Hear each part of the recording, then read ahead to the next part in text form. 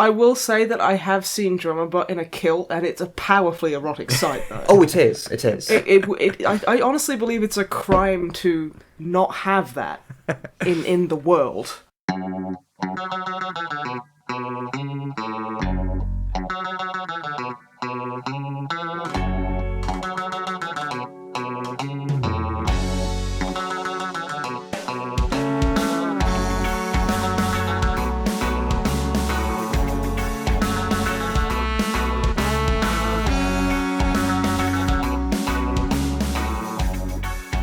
Hello and welcome to episode 25 of the MisanthroPod. I'm Snipe, and as always I am joined by Wib, say hello. Hello. And I'm joined by Le Drumblebem, say bonjour. Hello. Okay, fucking rebel. I'm getting sick of you and your disruptive fucking attitude, you know? Well, it's kind of my mission to do the opposite of whatever you ask me, I think. So. Okay, don't send me £300 on PayPal. Aha, you are trapped in your own logical trap. He's just gonna disconnect and like change his phone number and like block me on every platform. How are you guys doing? We're existing. We're fine. Yes. Our suffering is at the average level. And you, my dear friend? Yes, I'm good. Because you're back in France now, aren't you? I am. So we're back on Skype. So I miss your sofa. Oh, I think it misses you. I tell you, we're gonna get a new one probably at least at some point in the next decade. We'll send you bits of it in the mail. Which sounds honestly like sounds a like ransom note. It does. Yeah. I think that started off as you trying to be nice and just ended up with threats of violence. Yeah, I'm gonna hack off one of the legs and send it to you, and it'll just be like, "No, my one true couch love, Sophie." The sofa. Oh. That's the name of your yeah, I don't know. So, to wrestle us from whatever the fuck just happened, I actually have a bit of news today. Excellent. Of not like personal news. It's not like I'm having a baby or anything. No, it's like news in the world. Oh, okay. Yeah. Okay. So, as many people will know, we are fans of the Warhammer 40,000 tabletop game by Games Workshop. Nah, there was a few inklings just there. Now every now and then. Yeah. I mean, I guess it's okay. It's all right. Now they're on 7th edition of the rules right now, but they had Adepticon. I think it was the 23rd to the 26th. Yep, I did hear about this. And they talked to the people that are currently working on 8th edition, and they kind of shared some of the things they're playing around with. I thought it might be fun to kind of talk about some of those. Okay, excellent. So the full list of things that they mentioned were that they were going to add in. They wanted to have like multiple ways of playing. By the sound of it, they described 3 types of playing, which would be open, narrative, and matched play. So presumably that would mean like a kind of. There's arcade mode, and then there's competitive. Yeah, I'm guessing that's what it would be, of like different rule sets for like narrative games, different rule sets for kind of just general all-purpose games, then a different rule set for like competitive play. I mean, that's an interesting idea, but that sounds like they could get incredibly complicated very quickly. Well, isn't that related to how they've done it in Age of Sigmar, in the old fantasy, or what fantasy became? Because that started off and there wasn't points values for anything, and you kind of went, yeah, this seems about fair. And then, so that was kind of like the open. And then they brought in, I don't know if it's points, but they did bring in something that was called something like match play. So they could actually have relatively fair fights rather than just, I'm going to have all of my things against all of your things and that'll be fine, right? Whoever buys the most models wins. Yeah. Well, I mean. But to be fair, that's probably what Games Workshop's aiming for anyway. Oh, yeah. Well, I was just thinking they put flyers in. I kind of like the idea of them having subtly different versions of the rule set depending on how kind of competitive you're wanting to be. Yeah, I mean, that's fair enough. Because some people don't want to be all competitive and they just want to play with the models they've got, I guess. So. Yeah. I mean, yeah, that's the thing. It's like about having choice, and that's always going to be better than, not. It's like when we choose to keep playing 5th edition. Oh, yes. I stand by my choice. The other one is that each unit would have its own movement value, so it wouldn't just be generically everything moves 6 or 12 or whatever. So each individual unit has its own movement value. So, say, presumably that would mean something like, say, Terminators would probably move, hypothetically, like 5 inches, and then Marines would move 6, and then something, say, like Eldar that are, like, you know, more kind of speedy, they might move 7. Yeah. And they'd all have their own individual values. So that's kind of... it's an interesting idea. I like it, because that feels a little fluffier, a little bit more fluff to your crunch, if you will. So that actually, like, that... Yeah, no, I like that. That sounds like a lot of fun. I mean, once again, mentioning fantasy, that's what fantasy always used to be like. I don't know if Age of Sigmar is. I think Age of Sigmar is like that, yeah. Grew up on fantasy, and that was always, you know, dwarfs moved like 4 inches or something. And, like, yeah, everyone had different values, and it kind of made sense, because, you know, some people are stumpy. Yeah.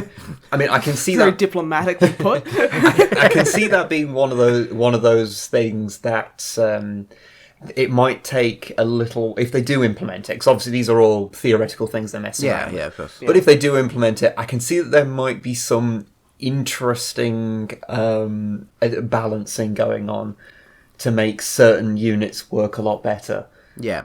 Because, you can't have, like, a crazy, like, heavily armoured character moving super quickly, because you just never fucking be able to deal with them. You can't have a Terminator moving as fast as a guy who's not in armor. Yeah. I can. Although that would be really funny. Yeah. Just like this guy, like properly like Terminator running in like tank armor. Yeah. I can see it being one of those things that they would implement, and it would be an interesting exercise in balance versus canonical things. Yeah. Where it's like people often say, oh yeah, Marines are nowhere near powerful enough on the tabletop, and it's like, well, yeah, compared to the fluff, they're not. But do you want to play a game or not? Yeah. You know? I was like, well, I mean, you can't just have like super, like, Mary Sue rad dudes just walking through the battlefield, because, like, that's stupid. Yeah, well, it'd make every Space Marine army basically like a Deathwing army, with like 20 models, and that's it. Like, come on, we need some balance here, ladies and gentlemen. The other thing, which is actually really cool, they were thinking about adding in rewards for fluffy play. Like, they didn't really specify exactly what it'd be, but for... Does this mean they bring back the chaos numbers, and if you have squads in those numbers, you get bonuses? Because that would be kind of cool. Presumably, because they were saying about adding actual mechanical benefits, like, say, giving you the ability to re-roll things if you're playing things fluffy. So, say, presumably, if you're playing chaos, and... I always forget the fucking numbers. I honestly can never... I think one of them is 11. Like, I think Khorne is 6. Like, the sacred numbers. Yeah. I'm probably wrong, and people are going to get angry at me. Read the fucking lore! Yeah. But for the sake of argument, say, like, you'd put a Khorne squad with 6 members, and then you'd get, like, maybe rerolls on your melee attacks or something. Is presumably what they're going for. I think that would be very cool. Because there's a lot in 40k that kind of incentivizes you not really caring about the fluff at all. Yeah. And so to add in something that gives you some kind of benefit to it, like, I'm totally behind that. What are the other things? Oh, armor save modifiers for each weapon. So presumably, if you shoot someone with a powerful weapon, then it will reduce their armor save by, like, say, 1 or 2 or whatever. So that's... I don't know if that will be replacing AP values or... I don't know. What are they doing in Sigma? God knows all. That's his realm. Like, I don't want to relate everything. They sound like they're just basically trying to make it more like whatever edition it was fantasy when I was growing up. Because you didn't have AP values. You had this, you know, was it everything above strength 3? Like strength 4 was -1 off the armor save. Strength 5 was -2 off the armor save. So you didn't have anything that completely circumnavigated the armor like directly, but you always took off a bit depending on how strong the weapon was. And then, like, bullets and armor-piercing things were an extra -1 off the armor save. I mean, it sounds to me like they kind of, like, I don't want to use the term, like, homogenizing, like, maybe, like, a lot of the fantasy elements and 40k, but that kind of sounds like they're kind of bringing them both to the same kind of point. Yeah. Which is not necessarily a bad thing. No, apart from I'm comparing all these things to, like, old-school fantasy, so I haven't played Age of Sigmar properly. So I don't know if it's actually making it closer to that or not. It's just making it closer, from what I can hear, to old school fantasy. Yeah, I'm just guessing. Which I'm okay with. You know, I'm not going to play fantasy because it's lame and for nerds. I'm going to stick with my space grimdark. Yeah, that's for cool people. The other things. Oh, there's a morale thing that I kind of skim read and I got more confused looking at it. So I won't bother explaining that. But it's a change to morale. Something to do with morale. Okay. And the other thing that they mentioned is making it so that whenever you charge into a squad, the charger will always go first in terms of initiative. Much like old school fantasy. Really? Yeah, genuinely. If you charged, you attacked first.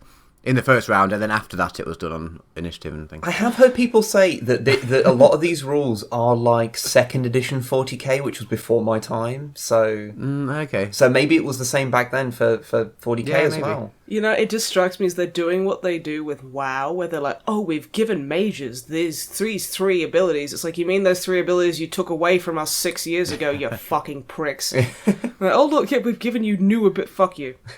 No, you haven't. You've just rejigged everything and like basically told me I'm getting something new. But yeah, so that's I am kind of pissed off about the charging. why? I'm a Space Wolf army. It's like, that was my thing, at least in 5th edition.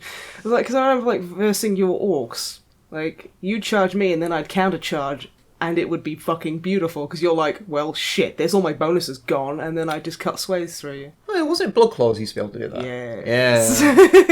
Yeah. And I'm salty as shit. Well, maybe that would still work because I'm of hoping. the count. I mean, I don't know if in the current rule set Blood Claws still have that rule, but I don't fucking know. What am I but going to surely do, read 7? maybe their countercharge would count as the charge. How are we the go-to? We can't be the go-to news on this, considering we don't know anything about it. It's like, when I was a kid, like 20 years ago, it worked like this. No, dude, we can't tell people this. We have to keep pretending we know what we're talking about. I think by now everyone's worked out we don't know what we're talking about. I think they're just being really polite about it, which I appreciate. Yeah, it's very nice of them. But no, I mean, I look at it this way.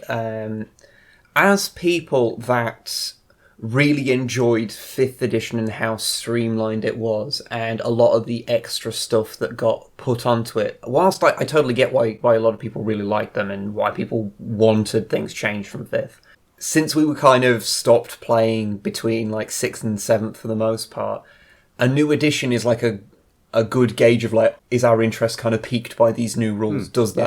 Would that make us come back? So it's not just the generic opinion of people who have been playing the entire time. You know, it's for people that have kind of dropped out and are trying to get back into it.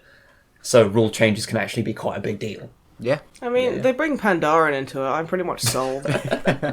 It works for WoW. But moving on, there is a topic that we all have brought to the table. Mm-hmm. Which is the new Mass Effect. Mass Effect Andromeda. Yes. Which people would be disappointed if we didn't have some opinion about, I guess. Well, the 3 people who listen, definitely. One of which is my brother. The other of which is his girlfriend. And the other one is their son, who really should not be fucking listening to this. James, stay in school.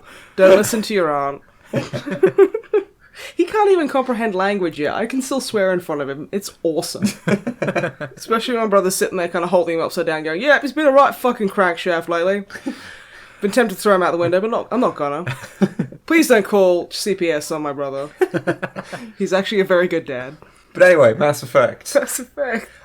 So yeah, that's come out, and it's been a bit yeah, controversial, is it? Yeah, surprisingly enough, some things happened, and then the internet has gone mental one way or the other. And it's not to do with putting your winky in someone else's hoo-hoo dilly. Yeah, it's not. No progress. So it's not. It's not the whole like this is the fucking sodomy space simulator or whatever it is. The fucking idiots in the news outlets were calling it. Yeah, I will just say one thing before we get into this subject. Because I know there has been some of this.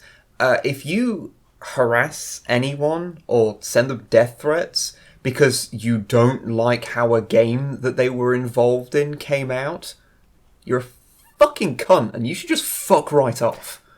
Yeah, I'm entirely behind that. Yeah, because it's like, look, fucking no. Don't harass people. Why is this something that we have to say? It's apparently something that a lot of people have to say. So, yeah. And all the people who haven't done that, good on you. Continue being awesome human beings. Yeah. Like, if you want to not like the game, that's fine. You're allowed to have your opinions, and no one's saying you shouldn't. But at the same time, your opinion shouldn't affect other people. Exactly. It's like, we insult David Cage all the time, but I'm not going to fucking send a tweet to him. You know? No, that's the thing. It's like, I don't like his stuff. Him as a person, I don't know much about. Yeah. I don't care to. And, yeah. It's Just, everyone, I know this is a massively, apparently, see, I've been referred to as an SJW in the past for views like this, but fuck it. I think people should be nice to each other. Oh my god. Yeah, fucking what? Yes, yeah, you writing that comment right now. I've got to stop calling out, like, you commenting. You with your fucking liberal agenda. Oh, I'm dreadful. Oh, I'm awful. But yeah, so yeah, Andromeda's come out, and there's been the big old fuss about its animations, for one. Yeah. Have you seen the wonderful GIFs and the like, Matthew? Yeah, so I guess straight up we should say that, yeah, you two have played it. Yes. I have not. Because I'm still... I'm waiting. I know the story does... It's set, like, after Mass Effect 1, but before the other two. So the end, or however it... I've still managed to mostly avoid spoilers for the end of 3. I know people don't like it, but I've managed to mostly avoid what it actually is, somehow. I can tell you this right now. The game starts in between Mass Effect 2 and 3. Yeah, I have heard it was somewhere before, so they don't know what happened in 3, and so it shouldn't matter. But I'm halfway through 3, or like a bit of the way through 3.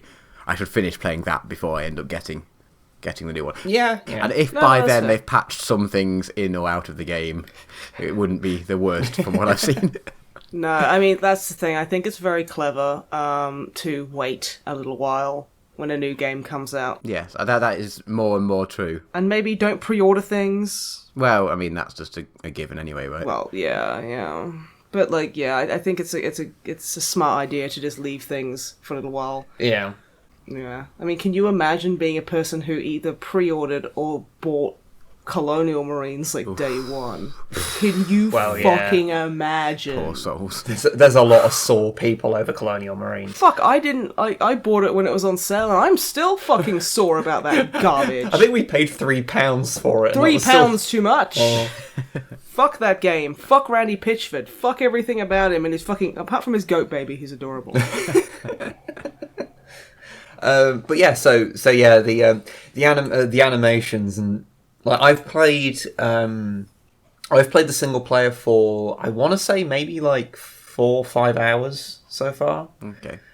And yeah, the animations, they don't seem as bad if you have a not generic rider. Yeah, right, like the generic rider, at least the female one, because pretty much everyone we know has a female rider. I have not actually seen a person play male rider. Oh, like Josh has got a male rider. Really? Okay. Yeah. He's like the only person I know who's got a male one. But that's fine. But yeah, and like female default rider's just got some weirdness about her face. Yeah. I mean, I'm not going to be like, because I've seen a lot of people just go, I don't find the main female character attractive, like the default, thanks SJWs. Which is just fucking hysteria. Yeah, that's just weird. But yeah, that's funny. So it's just like, thank you, witch who lives in the fucking lake house down the road. I mean, not least because, you know, beauty is subjective and all that. Absolutely. But if you want, you don't have to be hot to actually mean something. Well, yeah. That's getting into deeper issues, so let's keep it kind of shallow But here. if you want a fuckable rider, then just make one. Yeah, how fucking, like, well, I could just select one of these beautiful drop dead. No. Well, yeah, they look like people. And all of them look like people. Yeah. Some of them look like weird people. Yeah. But, you know, that's pretty realistic if you ask me. But it doesn't help that the slightly wonky, like, facial animations do make, especially Femme Rider, look really fucking weird sometimes. Yeah, I mean, we did a video on it for the YouTube channel. Yes. And I made my own rider, and it just looks so much better. It's just like, the animations seem to work better, at least. Yeah, I mean, there is a lot of generic just animation fuck-ups in it. Like, You pay even like cutscenes. You'll see people aren't holding guns properly, or their feet are going through the floor. Or the start where you're talking to the Asari doctor and she's T-posed. Well, Which happened on that playthrough of mine. Yeah, I don't think that happens to everyone, but that's the sort of thing. Just animation. I've seen a dozen gifs of it, so it's not an uncommon bug. That's just something like people, moving around, people spawning in the ground or in the air and That dropping run down cycle. or ascending. That's quite frequent. The running animation is hilarious. Oh, it's of course. fan-fucking-tastic. I wasted too much time messing around with the run animation. Yeah, I mean, and there's just little things like I don't know if this happens with all outfits because my rider, because I'm playing a Femme rider as I mentioned, and one of the outfits you can have as a like casual not in armor wear is like a leather jacket with a scarf, and I've noticed in lots of cutscenes her skin like poking through the clothes, like you're getting a shit knockoff Unity game on Steam that you bought for like 50p and is just there for the trading cards, You mean like most of the Greenlight garbage? Yeah, basically, it's a Steam like that's the sort of thing you expect in a Steam Greenlight game. But to see like that, I mean, and the thing is, like a lot of these things, like animations being that fucked up and that prevalent, I do wonder how much of these can be patched out. I mean, I'm kind of looking at it like, of course, we'll never really know what's actually gone off because I mean, didn't they BioWare they contracted out a couple of bits. The main bulk of the game was made by, I think it's BioWare Montreal, I want to say. Yep, that's right. Yep, and they've always been in like a assistant studio. I don't think they've ever actually like headed up the development of a game before. Yeah, and I know it cost way less to make than really did it than fucking like Dragon Age Inquisition, which is the last game that BioWare made on the Frostbite engine, because this is obviously not on the Unreal Engine like the previous Mass Effects were. Yeah. This is on the Frostbite engine as well. But no, it's like, a lot of people are very fucking angry about it. Let's just ignore the whole kind of, the garbage opinions, shall we say. Yeah. Let's ignore that shit. Let's talk about like sheer mechanics and story and how people are perceiving the significantly lower quality than they should be receiving from a AAA title. Let's be honest. Because, I mean, I like the game so far enough. I mean, the story, like, hasn't particularly grabbed me yet. No, I've heard it is quite slow for the opening like number of hours. I would say that's quite fair, but I mean I think it's fine. That's the thing. It's like I'm having enough fun with it. I mean the fucking weird animation glitches and stuff. I'm not super bothered by it. They're at least funny. Yeah, they're at least funny. But at the same time, it's like if you think about some of like the more iconic moments in the Mass Effect series and how they're very emotional and very heartfelt.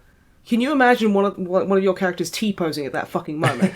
So it's like, no, I understand. I mean, I have had problems with the game just generally running like shit. Yeah, like patches are just like, guess what? You're getting 5 FPS now. Like the game overall seems to not run particularly good anyway. It's not very well optimized. It doesn't seem. But I've heard there's been a relatively recent NVIDIA patch. Update, firmware update, driver update. There you go. That's the word I'm looking for. That's the one. Yeah, that's the one. Yeah, apparently that fixes some of the issues of it running badly. I don't know when that was out. Yeah, I don't know if I think I've downloaded that. I'll have to check actually. Yeah. But regardless, it does seem to have issues with kind of being a bit all over the place. The worst of it, presumably, that might fix. Because I did have a few moments where it dipped down to like 5 frames a second. Yeah. For no reason.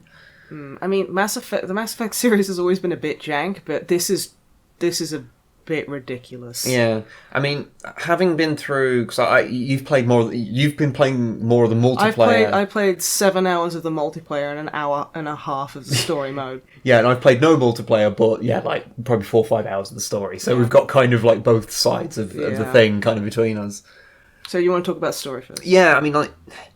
I kind of like what it's doing because it's more... Because they obviously can't do anything with the main Mass Effect stuff. Like what was in the first 3 games. I mean, honestly, I think that's the smartest thing they could have done. Yeah. Really. And I do think they kind of... They rush through that early thing. Because I'm going to give spoilers for the first 5 minutes of the game. This is not a spoiler for any of the other Mass Effects, by the way. So it's basically... a bunch of people, I think in total it's like 100,000 people of various races, have all decided to go to the Andromeda Galaxy. Because shit's fucked elsewhere. Not really, it's just exploration and shit. And to set up a new life, and you know, the Andromeda Initiative is like all about people going forth and be the best you can be in a new galaxy. It's very Starship Troopers so far. The way you're describing it, anyway. Because it's really more Star Trek. Yeah, that's why I'm like... It's not propaganda, is the point. And it basically all goes to shit, is the point. And you find this out in the first, like, 5 minutes. Everything starts going a bit wrong.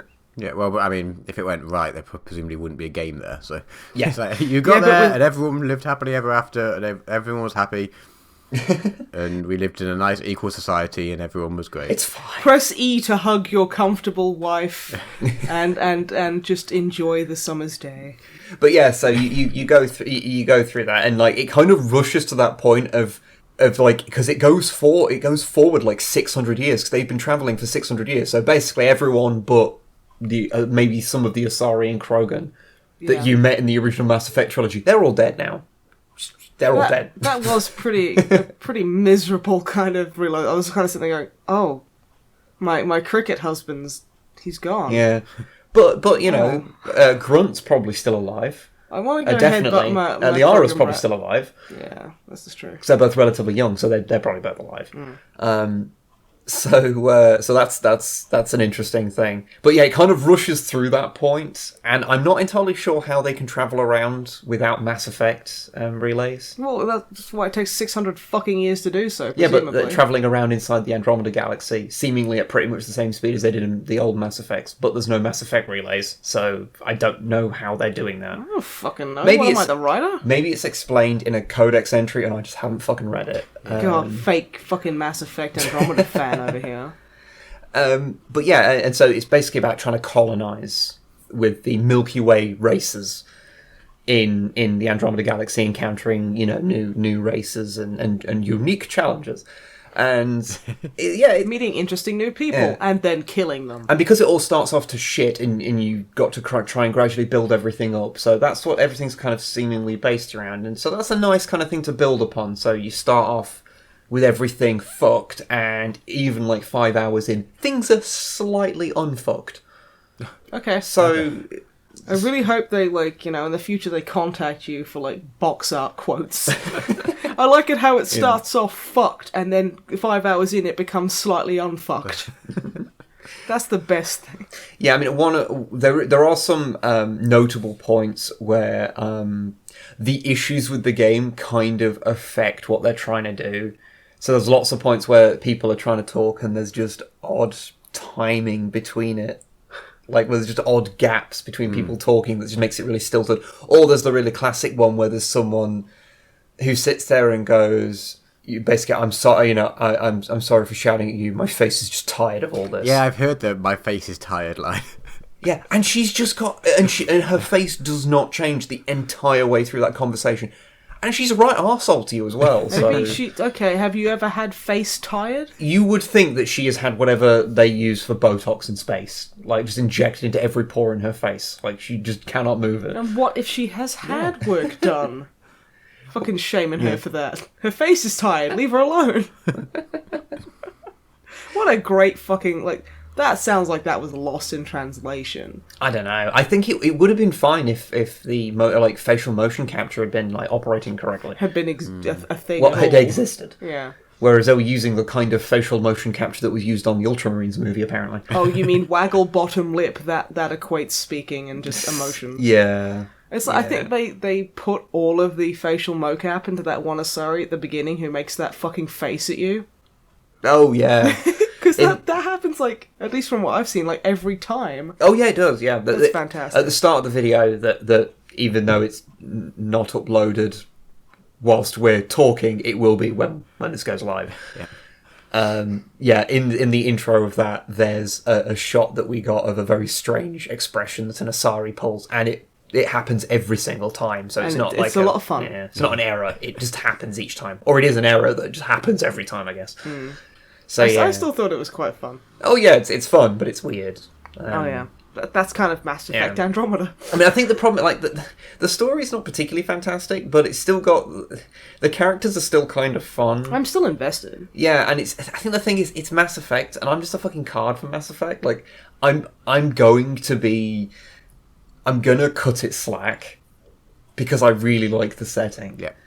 So the flaws in it, I'm like, yeah, it is a bit slow, and some of the open world things...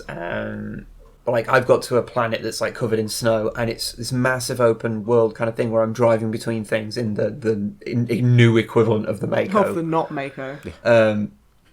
And there's just vague direction, and there's so much to kind of explore that you kind of have that problem where you're like, I'm kind of a little bit overwhelmed with what to do right now. Because I'm not sure exactly where I'm supposed to be going, and everywhere's so far apart, and half the things I'm doing, it's like, yeah, you haven't actually done anything. It just sounds like vanilla WoW so far.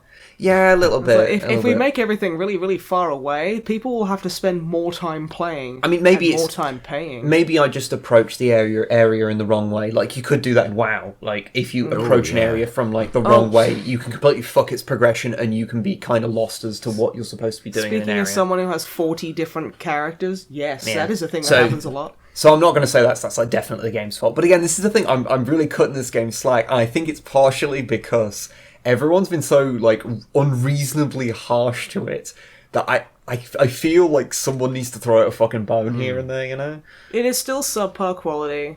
And it should not have seen the light of day with the amount of bugs it has. Oh, certainly, No, they just needed to delay launch for like a month or two and fix... Because presumably the people who made it saw these bugs and these weird things. They saw this and was like, yeah, that'll do. Let's go. Like, well, I mean, I blame EA pretty much for... Well, every problem in my life is basically somehow EA's fault. Yeah, and this one, it might actually be their fault. Exactly. I mean, I don't trust them as far as I can kick them. I think that what they were doing... I mean, this is just my personal feelings on the matter. It's not actually what happened. Maybe it was, but I can't say for sure. But it feels to me like what they did was basically hang over them going, we need to push pre-orders, we need to get it out soon. And they like the devs were like, but it's not ready. And they were like, I can't hear you over the pre-order money. Get that shit out by the end of the month. Yeah. I did hear a rumour that one of the reasons why Fem Rider especially has so many animation issues is because at relative last minute they changed her model. Because she looks a little different in some of the earlier scene stuff. Okay. I don't know if there's any validity to that. It would kind of make sense that why she's not rigged properly. Yeah, her rigging doesn't work properly. Okay. Yeah. But also that could just be people saying, people kicking up a fuss because she's not hot enough. I don't know. Yeah. Who the fuck knows? Yeah. How is the multiplayer? Because I've not played this yet. Well, I've played about 7 hours. Is it similar to... Because I still haven't played the multiplayer for 3, but that's co-op, right? Because I keep meaning to play it with you guys. Is this co-op as well? This is all co-op as well. Cool. It's basically just they looked at the Mass Effect 3 multiplayer and went, let's just put it in this game. Right. Okay. Which, I mean, there are a lot of problems with it in the way that I've come from Mass Effect 3 multiplayer, where I'm used to my shift button doing 3 or 4 things, and if I melee, it locks on. That just is not a thing now. My first experience, my friend Josh and I, we get in the lobby in like the matchmaking thing, which is 4 players, and we're like, we'll do one of the challenges because we can actually play video games and not suck at them, and you get bonuses for like the like doing the special missions. Yeah. And like you get like single player bonuses. This guy joins, he's like, fuck off with that level 1 bullshit. And then tries to kick us. And it's like, well, I'm so glad. What a great first experience. So he was angry at you for being level 1 in a game that came out like last week. Yeah, I know. He did have a ridiculously high rating, proving that he has no fucking life, and he's obviously a prick anyway. Well, yeah. So I was just kind of like, fuck you. Like, I can't... It would still be a dickish attitude to have a year down the road. Yeah. But it at least makes sense then. Yeah, but I'm getting sidetracked. So we played a few bronze, which is like the easiest difficulty, like custom games. I tried the first game I had as a Vanguard. I don't think you can play this game in any way that you would play Mass Effect 3 multiplayer. Yeah. It is a lot different. Because, like, the combat in Mass Effect Andromeda is a bit jank. Well, it's just different in general anyway, because they added Jank. Well, jank, yes, but they added jump packs. The jump pack is a godsend, though. So there's a lot more verticality to levels and things, and you can do things like hovering in midair and snipe people, which is actually kind of badass. That's my favourite new trick, and it's the best thing ever. Okay. They've still got you start out with a bunch of standard characters, like adepts, like male and female adepts, soldiers, sentinels, things like that. You unlock them with crates, which you can spend real-world money, which don't. Yeah. Because they don't fucking deserve it. EA, I'm looking at you. You get, like, loyalty boxes as well. You get, like, free crates if you have, like, other BioWare games like, on your account. So I got, like, a Mass Effect 3 loyalty pack, and, like, Josh got, like, a Dragon Age Inquisition loyalty one, and a Mass Effect 3 one, so... credits, you go and you fight, you get credits, and then you save up, and then you can buy different tiers of crates with your in-game currency. Just buying loot boxes, really. Unlock weapons, and, like, booster modules, and extra characters, and character experience, and customization. Yeah, it's pretty much just they saw Mass Effect 3's multiplayer, and they recreated it.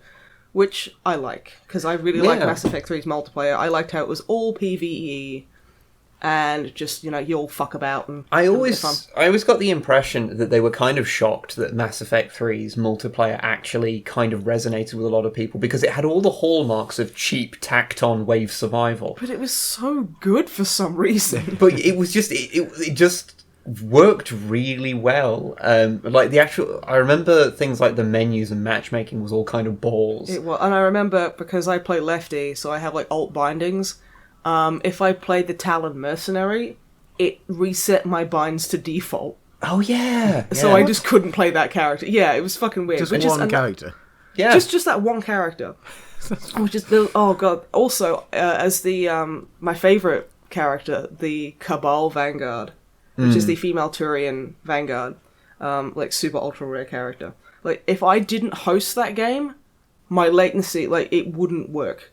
It would break my latency to the point where I try and teleport to someone, and it would just fucking lag out. Which, it should be noted, didn't happen with any other character. No. Just that character just created latency issues for some reason. Just for me. That's what I mean, like the Mass Effect 3 multiplayer was fantastic, but it always felt like they kind of half-assed a lot of it, and that's why I feel like it was kind of a shock that people liked it. So I'm hoping that the back end of this is...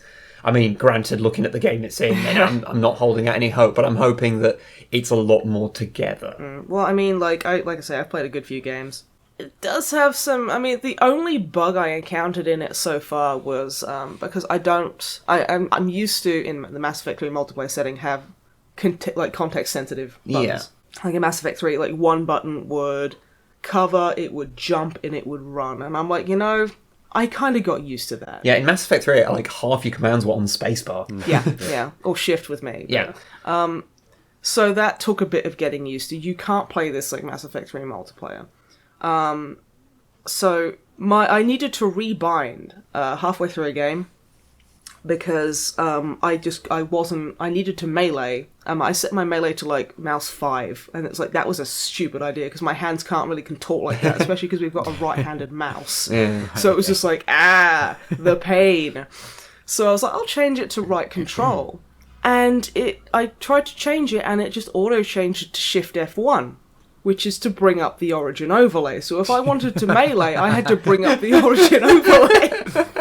If you try and punch someone in the face, Origin will try and punch you in the face. Oh my god, that is the perfect analogy.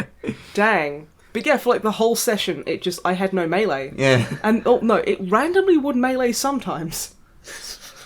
I guess when I was opening Origin, it was just fucking... I actually had to restart the game to get that, to fix it. I mean, like, my friend and I, we were like, it's probably because I brought it up and it's getting confused. I brought up the overlay and it's just getting confused because, Origin is a fucking wheezing piece of shit, let's be honest.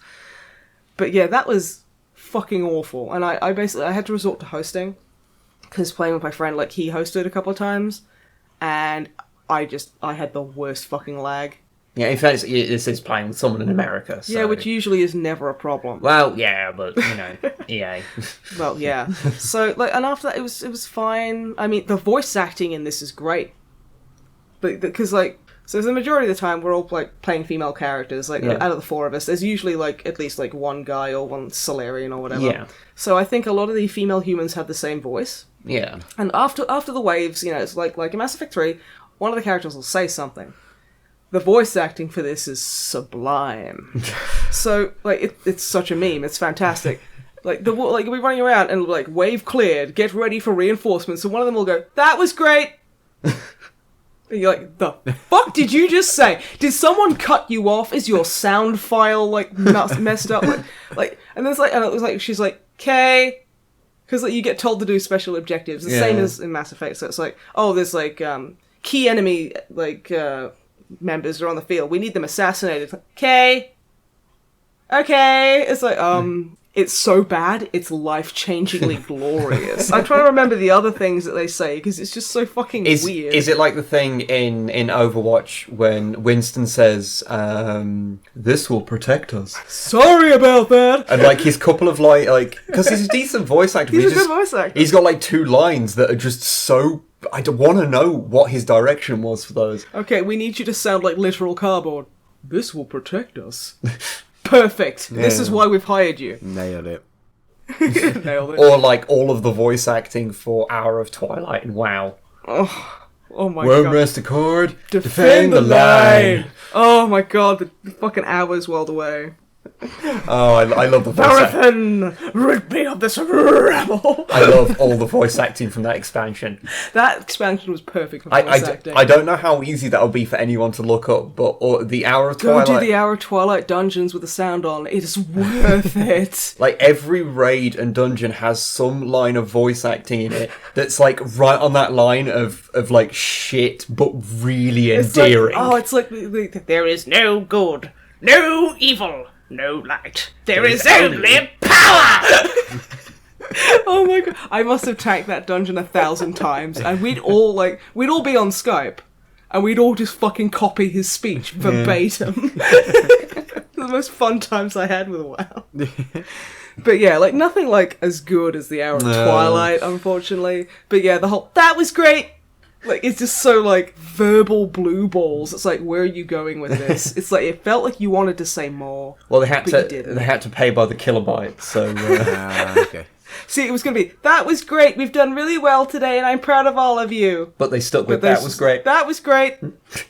There's so many other things, and I just can't remember them. They're just... I do have one question. Okay. Do they have the Krogan Warlord character? No, I don't think they do. They have the Krogan... Worst game. Yeah. 0 out of 10, wouldn't rent. Krogan Warlord was my favourite character from Mass Effect 3's multiplayer. The Krogan Wib Lord. Yes, I did change his name to Wib Lord because that amused me. Yeah. Oh, brilliant. If you don't know, it's a giant armoured Krogan with a hammer. It's a Krogan Sentinel, isn't it? Yeah, he couldn't duck, he couldn't cover. He could run and he could headbutt. And hit things. He could hammer. Yeah. Yeah. Half the time, I would start with full ammo, and I would end my round with full ammo. That's how I used to play Vanguard. Because I'd never shoot. I'd just be murdering everything with my hammer, or tanking these insta-kill enemies. I remember you headbutting Scions and just biting my nails off. Yeah, just please don't do that. That makes me so uncomfortable. It was great fun. It's one of our top 5 hammers in video games from that video we did ages ago. Oh yes. I remember. It's a nice little reference back to the thing. Yeah. Mm-hmm. But yeah, I enjoy the multiplayer. It takes a bit of adjustment, but of course it's going to. It's weird because I kind of mained Vanguard, especially Cabal Vanguard in 3, whereas now I'm going Infiltrator with a sniper rifle. Yeah, I never really played Infiltrator. I played Infiltrator a couple of times if I just wanted a really easy go of things and didn't really want to contribute to the team and wanted to be a complete wasteful piece of shit. But, it was... In this, it's no, that's a valid choice. And we've had a team, thrash the enemy with 2 infiltrators on them. And it's just that's so weird. Yeah, it was Infiltrator I played as in the single player. All about that sniper. Oh yeah. Yeah.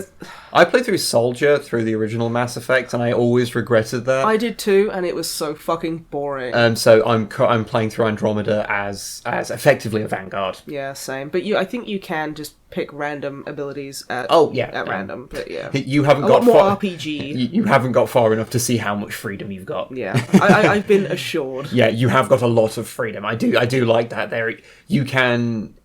It seems that you can really tailor make your character however you want this time, which is good.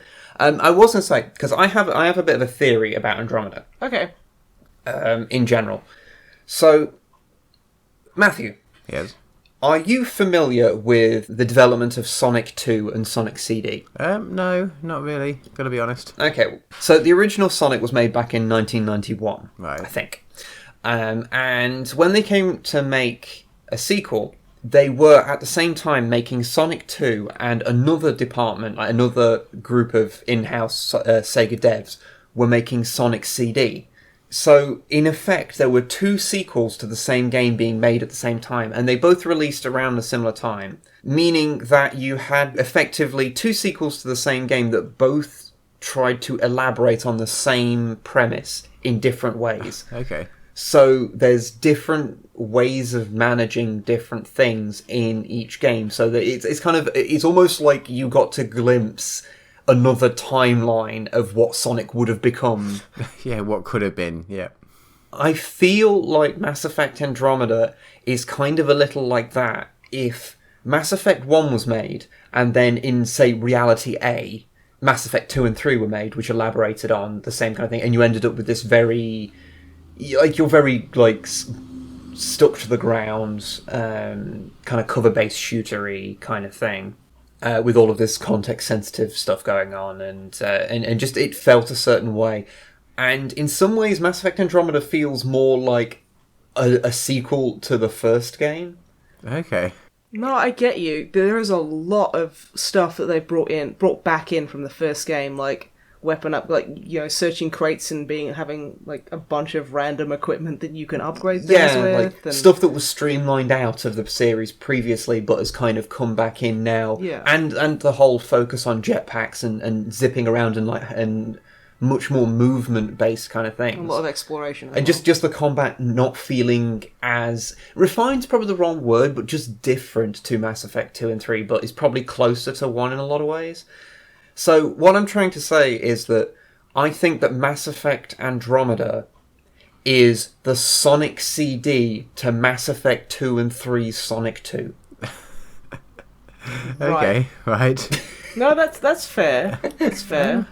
I mean, you're convincing. I've got to be honest. He just really does carry himself with enough confidence to sell it, doesn't he? Is this how you start like a game theory channel? You just talk bollocks and then and then just do it with some commitment. Well, okay.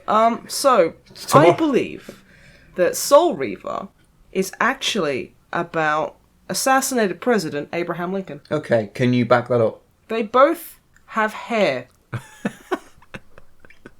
That's true. Raziel, I think his name is. Yeah, which is an anagram of Abraham Lincoln, actually. Oh. Which is the sequel to Love Actually that no one really cared about. Oh, okay. Yeah. Okay. Yeah, it got weird. It got weird very quickly, yes. No, I mean the movies, not me. This is completely legit facts. So yeah. Anyone else got anything to say about Mass Effect? I guess kind of, actually just a quick thing, because I don't think we kind of mentioned. I am really enjoying it. even if I have complained a lot about it, but I am enjoying it. See, we can complain about things and still enjoy them. Yeah. And if you guys, and if someone listening to this doesn't like it and is angered by it, I'm sorry that you're angry, but we're allowed an opinion, same as you. If you hate it and think it's the literal, like, the worst shit in the world, that's okay. Oh yeah, I can totally understand. That's fine. I can understand how people get, like, I don't understand how people get, like, molten furious about it, but, you know, I understand that people don't like it. No, I think if you do, you've got something else going on, which is probably more important than the video game. Well, yes. Yeah. Moving swiftly on. Yeah, I mean, don't like it if you don't like it, that's fine. And yeah, exactly. For God's sake, don't pre-order it. Or give EA any more money than they need. Oh shit, Yeah. no, don't do that. I mean, that's just And fucking stay the fuck away from Origin Access, which basically, like, gave you access to it a week earlier. Oh, okay. Which is just like, fuck you, EA. You are leeches and I hate you. Yeah, spend that week fixing the game. Yeah, exactly. Fucking exactly. Let the devs have it for a week longer so maybe they can iron out some of these garbage bugs. But whatever. What we need is a Mass Effect done by CD Projekt Red.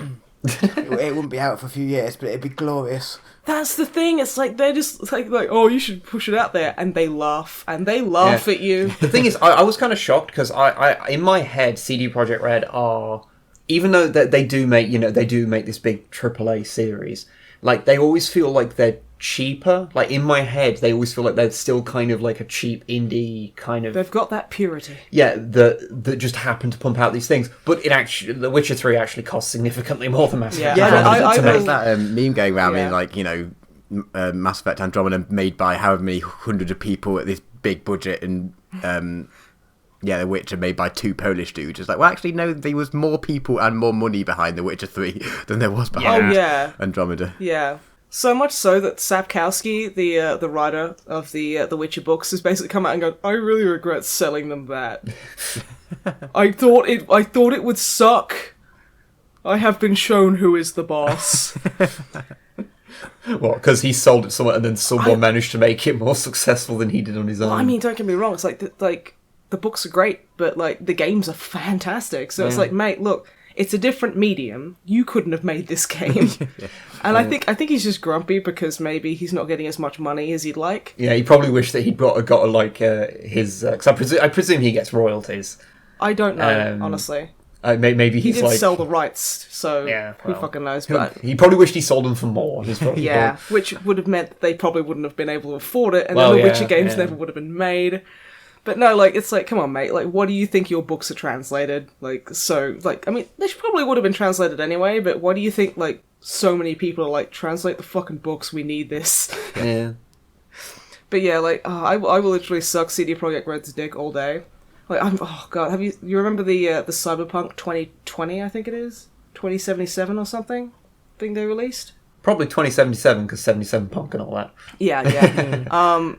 And like them behind a Cyberpunk game. Yeah. Oh my god! And like, I don't get hyped anymore because I'm clinically depressed and anxious, and that's bad for me. Yes. That's true. I'm very cynical, but when it comes to CD Projekt Red, I can't help but get a little bit hyped. No, I get you. Because they seem to deliver. Has there any other information about that actually come out? No, they just keep going. Yeah, it's not going to be out for a while. Fucking deal with it. It's like, you know what, that's okay. Yeah. Take all the time you need, sweetness. It's okay, we'll be here. I'd rather it take fucking 10 years and... It'll come out in 2077. Yeah. But it'll be the best game ever made. But yes, so, Matthew, what have you been up to? I have a couple of very brief things. Seeing as I only moved back at the weekend, and I've set up my computer yesterday, so I haven't had time to get stuck into my rather epic backlog of things to play and then talk about. Mm-hmm. You're going to just every week you're just going to have a new excuse and it's going to get more and more tenuous. Yeah, but I mean that's what it's been like for the last however many years, so yeah, probably. See, I feel what's going to happen is that the moment you get all these games and you get back on them, you're going to complete one like every week. And then you're just going to dominate the podcast. So guys, Super Meat Boy, new game, you probably never heard of it. Well, that's the thing, I have things to talk about, but they'll all be so old. Because I was like, Dude, I could buy a new fine. game and play it, but then I might as well play my backlog of games that I already own, and then buy the new games when they're not new and they're cheaper. So... No, this is true. It's fine, once you're done talking, I'm going to talk about something from 1992, so it's fine. Okay. So, I have two things. Yes? First off is very quick, and we're not actually going to talk about it, but it's an instruction to you two and to everyone else. On Netflix, there is a film. Okay. It is called Swiss Army Man. Okay.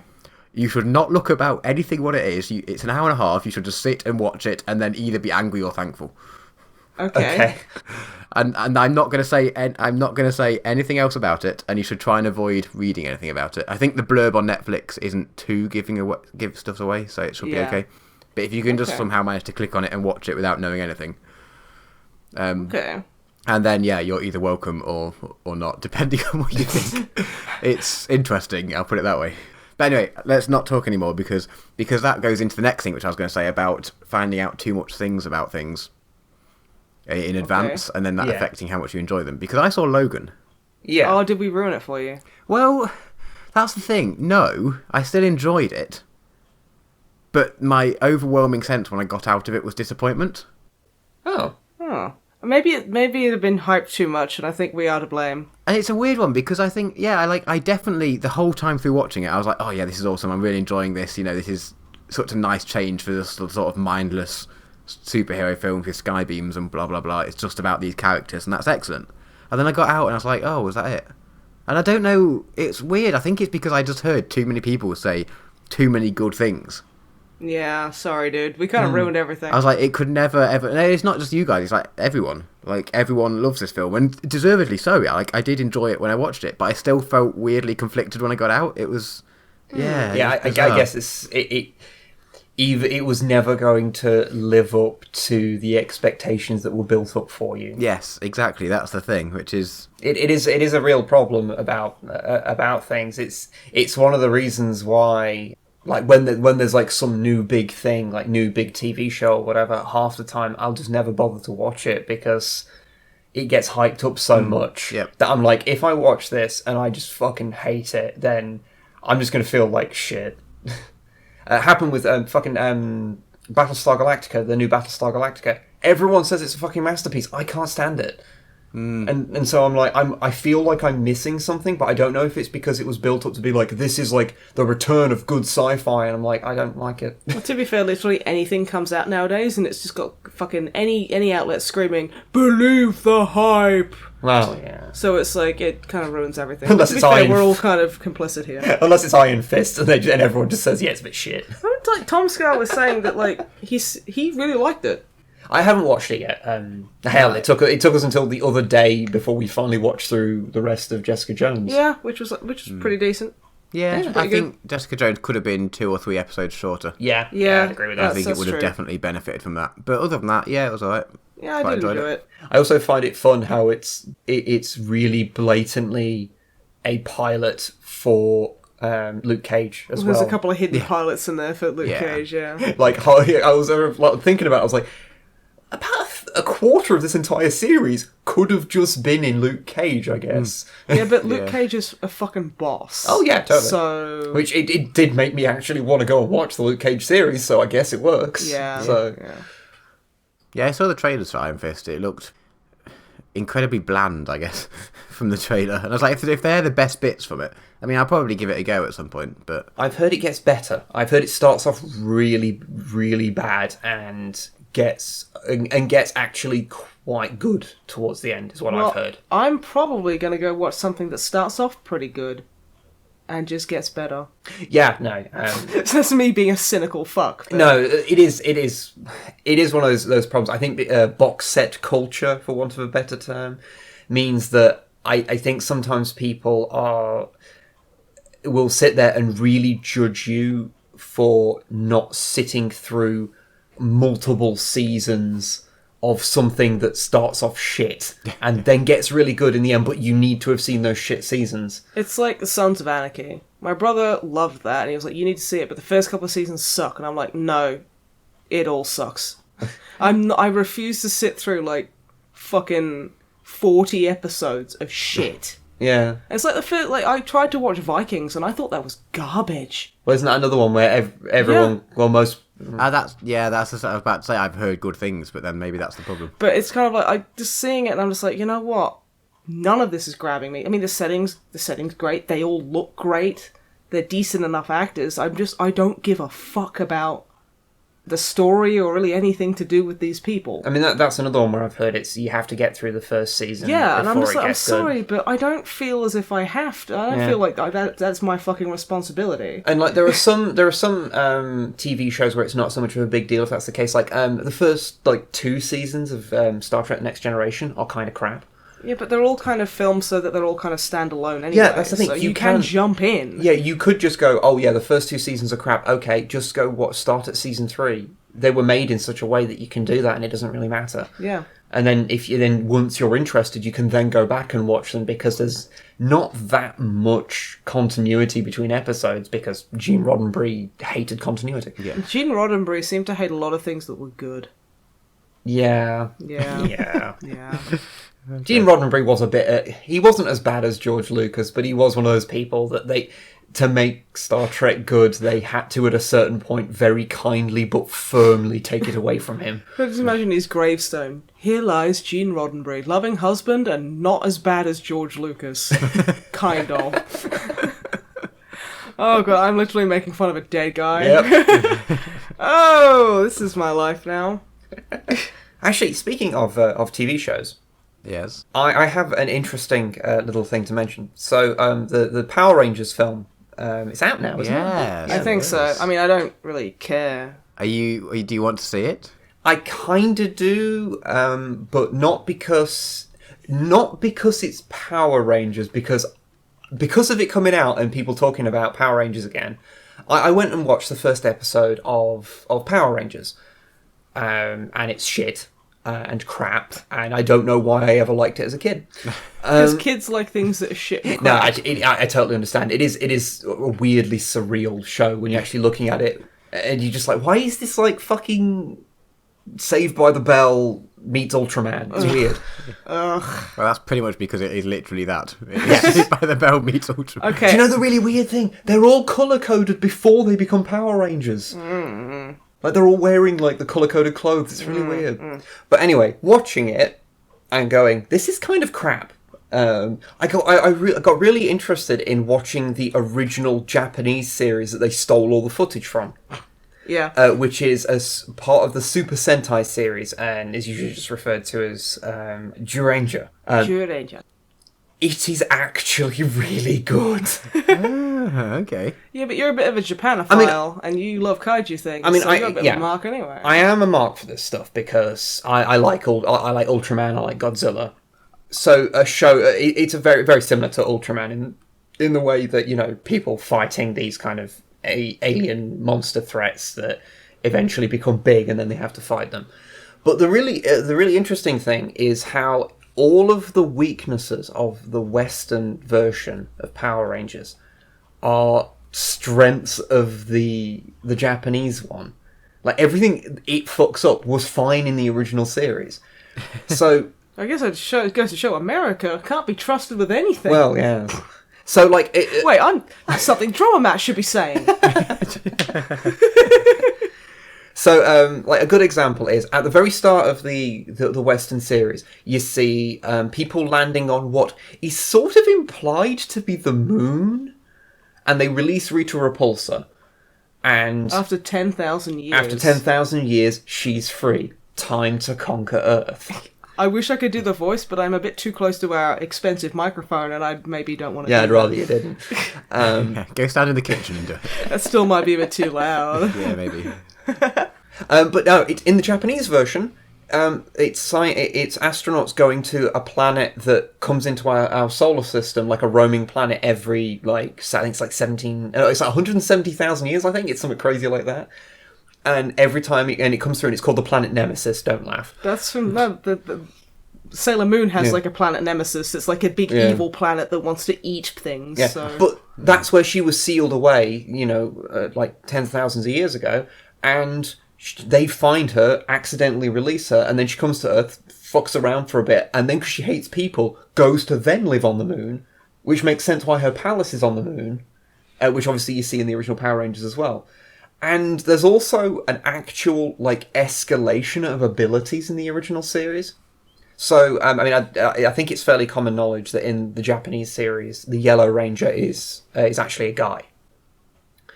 Which is why when they all turn into the Power Rangers, only the Pink Ranger has the little skirt. Yeah, because, you know, pink and skirt. Yeah, Girl. yeah. That's what I always really loved about the Yellow Ranger, is that she didn't have a fucking skirt. Yeah, and that's she just wasn't in pink. I was like, now that's awesome, and I love her. Yeah. Oh my god. It's just because she's a guy who's literally called Boy in the original series. Boy. That's pretty rad, actually. Because they're all people who were sealed. They were from an ancient civilization that lived with dinosaurs. I'm on board with this. And they all got sealed away for the time that the evil witch Bandora, who is Rita Repulsa, for if she ever came back, and they were sealed away, and then they get like released to go and fight her. They get re-released. They get re-released to fight her. They get remade. Yeah, get remade. It's reboot it. It's fine. Reboot it. It's fine. So they come back, and even though they are all color coded, they're in like kind of fantasy clothes, and they're way more like tastefully made. So they're not just all in the like really vibrant, obvious versions of the colors. That's what really like bugged me about like you know, when you're watching like Power Rangers, at least when I was watching it as a kid, I never really figured out what was weird and different. So I'd look at the Japanese footage and go, "This looks weird. I wonder why. Oh well." And then I'd look at the American footage and go, "This looks weird. I wonder," like, in comparison. There was a lot of dissonance there. But I always remember when they're hanging around with Zordon and they're dressed, like, when they don't have their helmets on, but they've still got the kind of gear on. I remember looking at the costumes going, they look like shite. Yeah. And then you go to the actual, like, you know, the Sentai footage and everything looks like they give a fuck. Mm. But, yeah, and, like, all of the American, like, Power Ranger costumes were, like loads of, like, foam and just looked really gross and, like, badly made. And that always did kind of, like, eh. Yeah, well, I mean, the other thing is that there's like I say, there's actual, like, progression. So in the first episode, like, just put in comparison, in the first episode of the Western Power Rangers, they become the Power Rangers, they fight, I think they fight Goldar on the ground, and then he gets made giant. Because they always do. And then they get the Megazord and they fight him with the Megazord and get the sword and do everything. So they kind of blow their load of everything in episode 1. In the Japanese one, in the first episode, they fight a monster. They fight a monster, I can't remember which one it is. I think they do fight Goldar and another monster. They fight them on the ground, and then they beat them just conventionally fighting normal sized fighting kind of thing. Then I think the next episode, like in the next episode, they summon the red, like, T-Rex Zord, and then it fights on its own and beats the enemy like that. Then, like, the next one, they summon all the Zords individually, and they all fight. So, like, you actually have the individual ones, like the saber-toothed tiger and the triceratops, actually fighting enemies. Oh my god, dude, that is rad. Because that always did bug me, because I always loved seeing them like, Megazord. Yeah. Like, just, like, kind of hanging out individually. I always thought that was amazingly cool. And you wanted to see what they did. You did, and then you barely ever fucking did. Yeah, and then they go to this alternate realm to get weapons. Oh, I forgot about the weapons. They didn't put that in like a super amount in the Western version. Yeah, it never really. But I always loved it. Yeah. I loved it how the Yellow Ranger had like 2 knives, and I was like, that's so fucking rad. But yeah, so they have to go to, like, this other realm to go and get these weapons, because the problem is they're, like, super powered. So when they're using regular weapons, they're just breaking them all the time. So they have to get these legendary weapons. That sounds amazingly But they cool. go there and they fight an enemy there, and so they bring the Zords out. And then at, like, the halfway point, the Zords just throw them out, because the Zords are sentient. And they're like, bleh. And they're like, no, you've got to earn these weapons. We'll help you when your enemies are attacking you and are making it unfair, but you've got to do this yourself. So it's kind of like you gotta prove your worthiness. Yeah, so the Zords are more important as well. Like, to a point when they weren't like working well as a team. So the Zords take the Red Ranger and basically pull him into a pocket dimension and berate him into like, start fucking working together, you twats. That sounds like such a better like thing for kids than just, oh yeah, you get everything straight away and you always win. And also, so, you have great hair and but big pretty teeth. And so when they learn to work together, that's when they can then make the Megazord. And that's like, they don't use the Megazord until episode 6. I like that. That's cool. So there's actually this progression of stuff, and there's lots of little minor things like the minions that Rita's got. There's the one that putties. Yeah, the one that makes the putties. Oh, what's his name? I can't remember his name. Can't remember his name. But he's like this obsequious little shit. Falcor looking. Yeah, shit. he's always grovelling and doing exactly what Rita says. He's constantly complaining in the Japanese version, like how nothing's ever right, and he's like, "Stop rushing me, okay?" Oh my god, Rita Repulsa is EA. Also, Rita's got actually a not quite as grating voice, although whether that's good or bad, I don't think that's grating. I've got to ask now. This is the thing that's going to make or break a lot of the listeners' opinions on whether to give the Japanese show any attention. Bulk and Skull. I'm afraid Bulk and Skull are not in it. I'm sorry.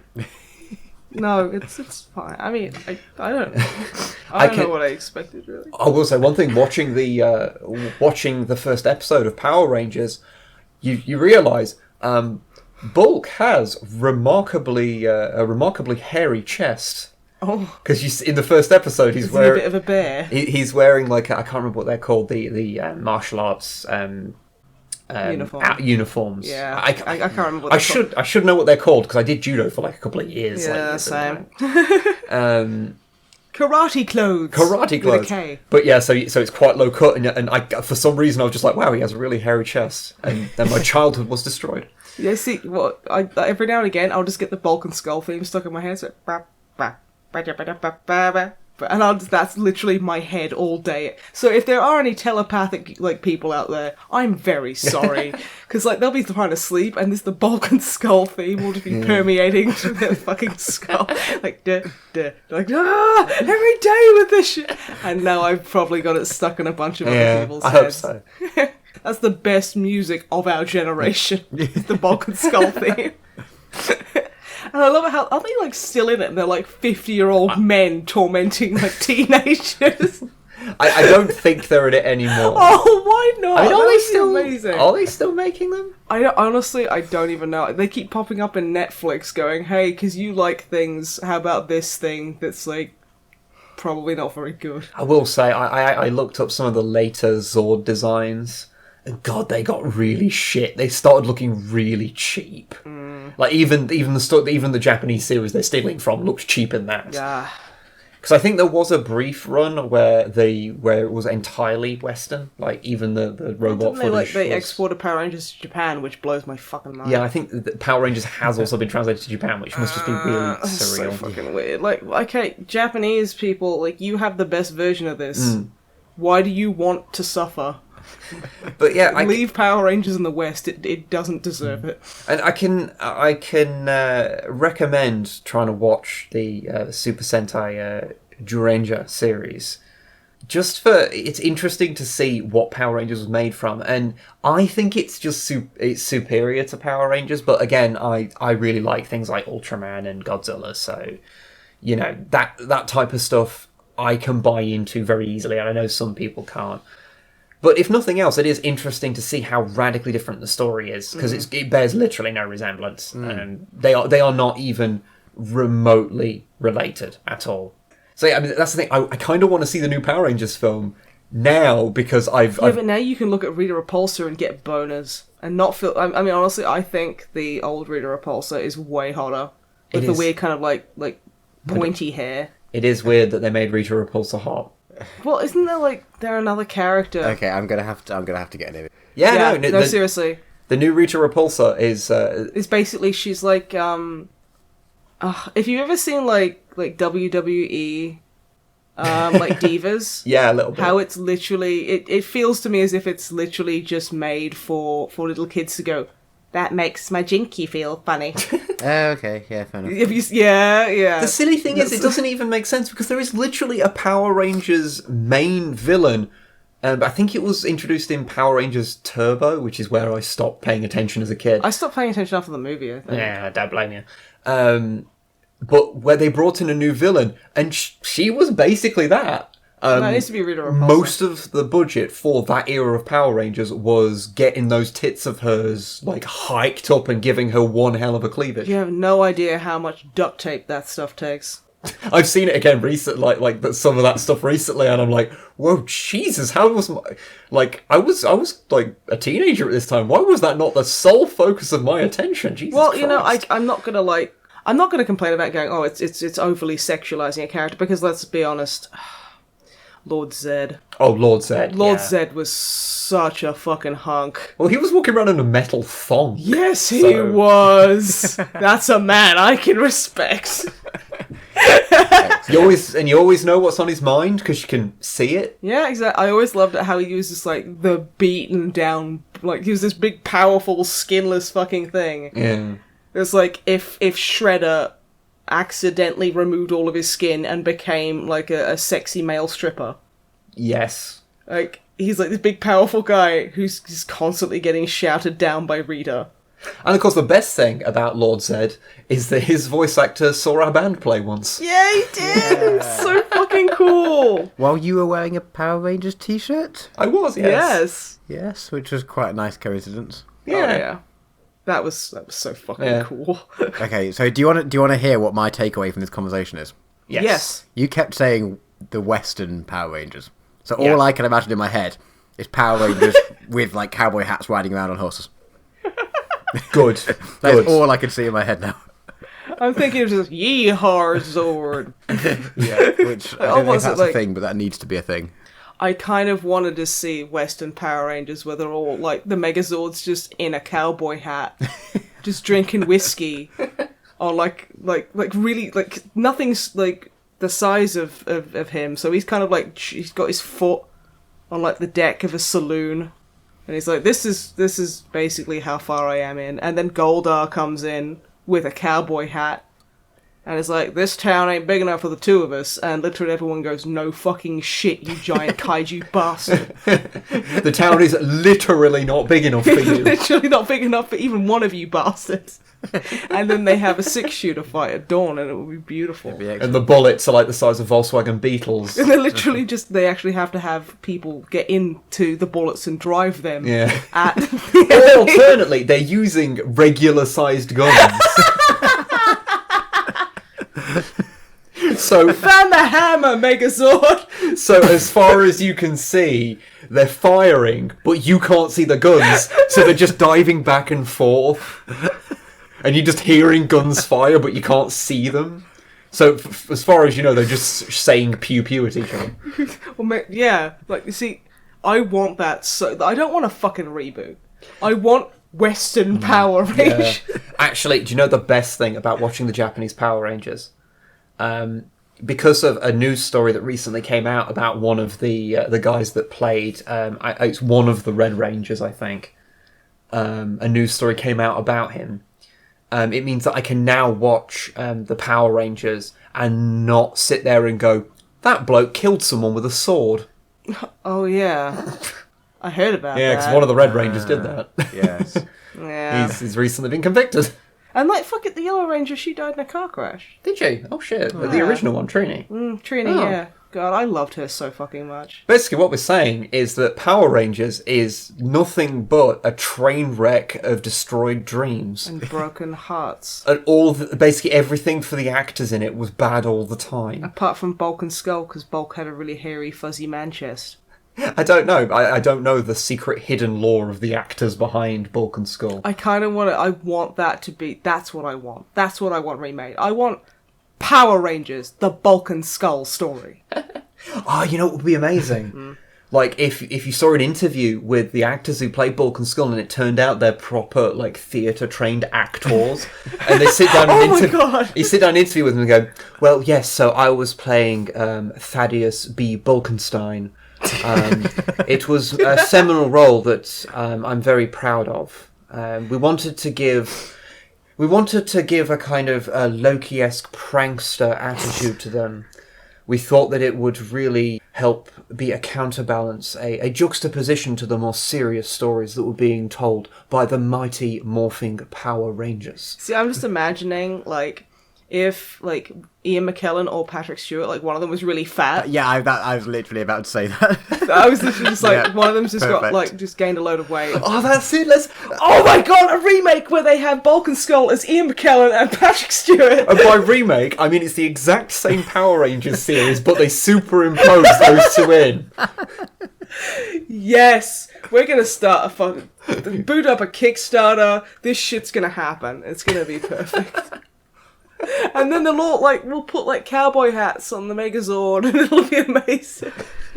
In fairness, like a bad re-editing job is what the original series is anyway. Well, yeah, this is true. But I don't think it had many cowboy hats. It did not, to my knowledge. Should have had more. Yeah. I would have loved it if they had, like, just, like, a little, like, western town, and then, like, a giant pair of, like, swinging saloon doors. Just for the fact that the Megazord might come through one day. That would be perfect. I want that so bad. Like, What I'm saying is I want Blazing Saddles, but with Power Rangers. Maybe that can be arranged. That would be cool. What the fuck have we been talking about know. for the past hour? And on that note, On that note, indeed. On that note, before the taste and decency police come and get us and take us to losers jail, we should probably go. What are you laughing at me for? What the fuck kind of outro was that? It's better than rolling a fucking D20, I guess.